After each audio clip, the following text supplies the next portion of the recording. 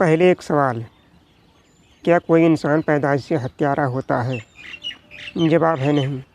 कुछ लोग एक ऐसे रास्ते पर चल पड़ते हैं जहाँ से वापसी बहुत मुश्किल हो जाती है। वह रास्ता बनता है दो चीज़ों से। पहला, जो वे लेकर पैदा हुए, जेनेटिक्स और पर्सनैलिटी।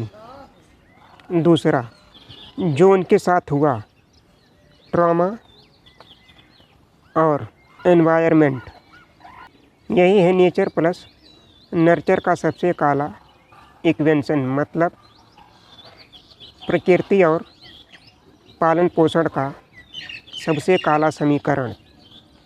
यह है अपराध और अपराधी सीरीज का पहला वीडियो, जहां आज मैं बात करूंगा अपराध के कुछ तरीकों। Concept classification. Topic type criminal psychology, origin analysis. Difficulty level advance, real case use. Ted Bundy, BTK killer और निठारी केस, इंडिया।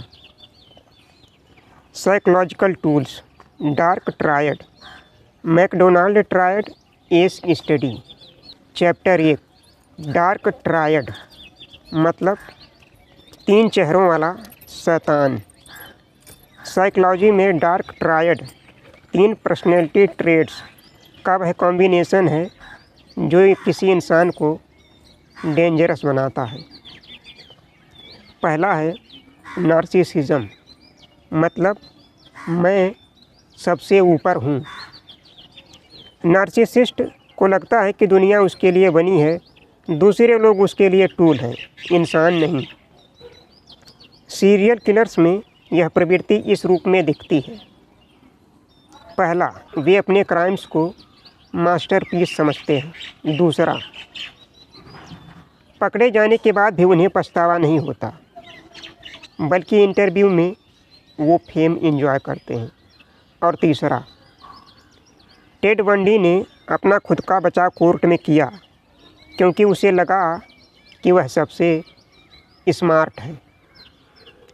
नार्सिसिस्ट को दर्द नहीं होता, वह दर्द देता है, उसमें उसे मज़ा आता है और वह अपनी सुपीरियॉरिटी देखता है, मतलब कि मैं सबसे ऊपर हूँ। दूसरा, साइकोपैथी। दर्द, कैसा दर्द? यह डार्क ट्रायड का सबसे खतरनाक हिस्सा है। साइकोपैथ के ब्रेन में एमिगडाला वह हिस्सा जो फियर और एम्पैथी प्रोसेस करता है, कमज़ोर या नॉन फंक्शनल होता है, मतलब किसी की तकलीफ़ देखकर कुछ फील नहीं होता।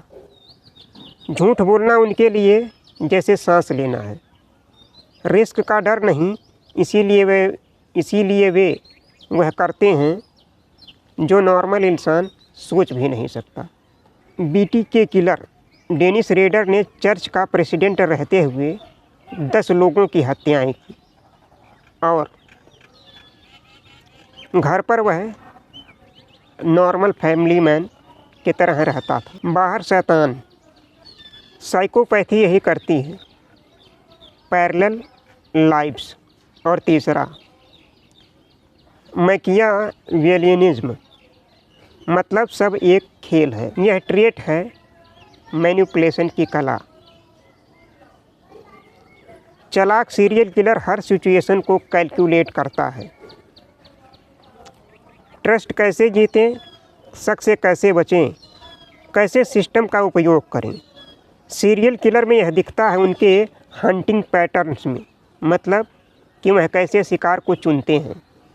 वे विक्टिम को केयरफुली चुनते हैं।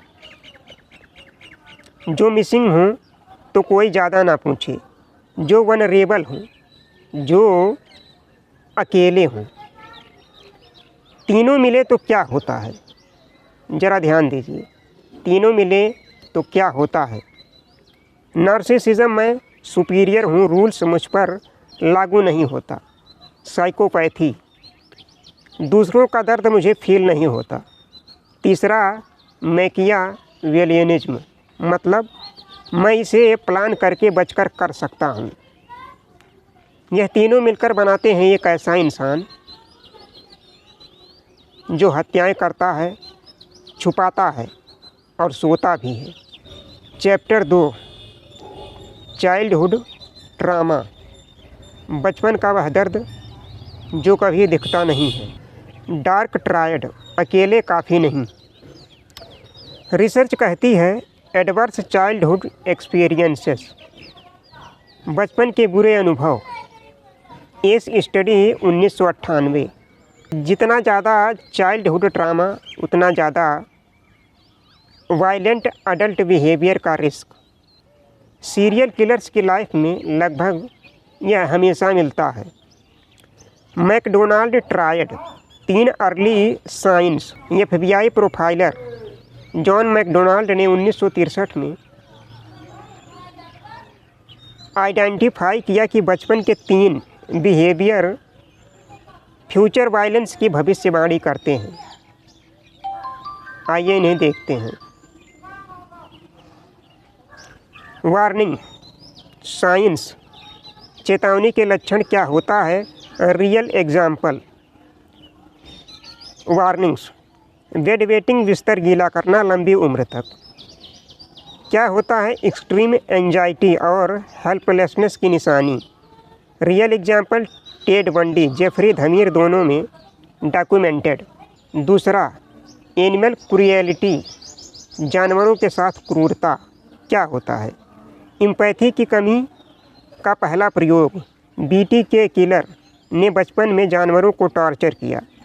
तीसरा, फायर सेटिंग, पावर और कंट्रोल की obsessive need. Edmund Kemper case में यह पैटर्न था। ध्यान दें, यह तीनों साथ हों तो कंसर्न है, अकेले अकेले नहीं। और यह डायग्नोसिस नहीं, रिसर्च पैटर्न है। ट्रॉमा के प्रकार जो सबसे ज़्यादा डैमेज करते हैं। पहला, अबेंडनमेंट, मतलब छोड़ दिया जाना। जब माँ बाप ने छोड़ दिया या इमोशनली एब्सेंट रहे। बच्चे का ब्रेन सीखता है दुनिया अनसेफ है, लोग छोड़ देते हैं। यह बनाता है अटैचमेंट डिसऑर्डर और बाद में दूसरों को कंट्रोल करने की ऑब्सेशन। दूसरा, अब्यूज, शारीरिक और यौन। यह ब्रेन के स्ट्रेस रिस्पॉन्स को परमानेंटली अलर्ट कर देता है। विक्टिम कभी कभी वही करने लगता है जो उसके साथ हुआ। साइकोलॉजी से कहती है आइडेंटिफिकेशन विद अग्रेसर, मतलब हमलावर के साथ पहचान। तीसरा, ह्यूमिलिएशन, बार बार अपमान। यह नार्सिस्टिक वुंड बनाता है। तुम कुछ नहीं हो, यह जुमला बार बार सुनाया जाए तो कुछ लोग प्रूव करने के लिए नहीं, बदला लेने के लिए ऐसा करने लगते हैं। Chapter 3, Indian contest, Nithari case. 2006 Noida sector 31, एक घर। मुंदीर सिंह के घर के पास से बच्चों की हड्डियां मिली। उनका नौकर सुरेंद्र कोहली। कोहली की background, dysfunctional family, history of abuse, cannibalistic fantasies. Cannibalistic fantasies मतलब नरभक्षी कल्पनाएं, जो टेक्स्ट बुक साइकोपैथी की एक्सट्रीम फॉर्म है। विक्टिम, गरीब बच्चे जिनके गायब होने पर सिस्टम ने ध्यान नहीं दिया। यह केस दिखाता है कि डार्क ट्रायड प्लस ट्रॉमा का कॉम्बिनेशन किसी भी समाज में किसी भी गली में हो सकता है, और यह भी कि इस सिस्टम की लापरवाही सीरियल किलर को पनपने देती है। चैप्टर 4, यहाँ आता है सबसे ज़रूरी सवाल, क्या यह बदला जा सकता है। क्या डार्क ट्रायड लक्षणों का समाधान हो सकता है। नार्सिसिज्म थेरेपी से आंशिक रूप से, लेकिन मुश्किल है।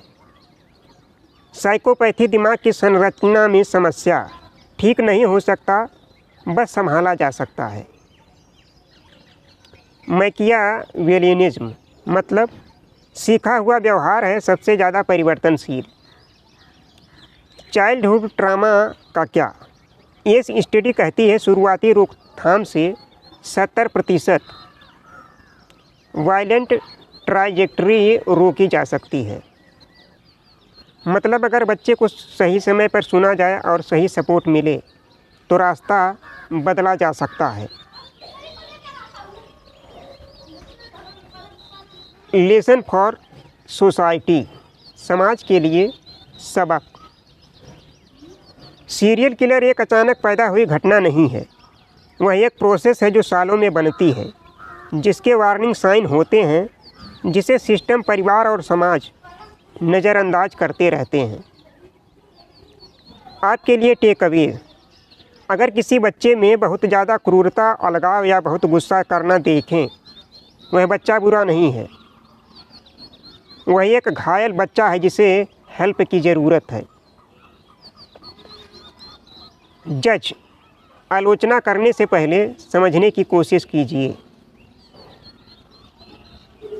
Expert verdict, serial killer factory में नहीं बनते, वे उन घरों में बनते हैं जहां चीखें दीवारों से बाहर नहीं निकलती हैं। डार्क ट्रायड वह बारूद है, और ट्रामा वह चिंगारी, और समाज की चुप्पी वह हवा है जो आग को बड़ा करती है।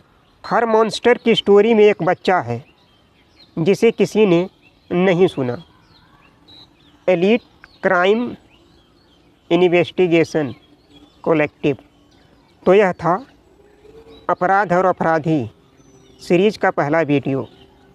अगले वीडियो में मैं बात करूंगा एक ऐसे अपराधी की जिसने 13 हत्याएं की, 50 बलात्कार और 100 से ज़्यादा चोरियां की, और 40 साल तक पकड़ा नहीं गया, जिसके शुरू में मात्र 2% पकड़े जाने के चांस थे।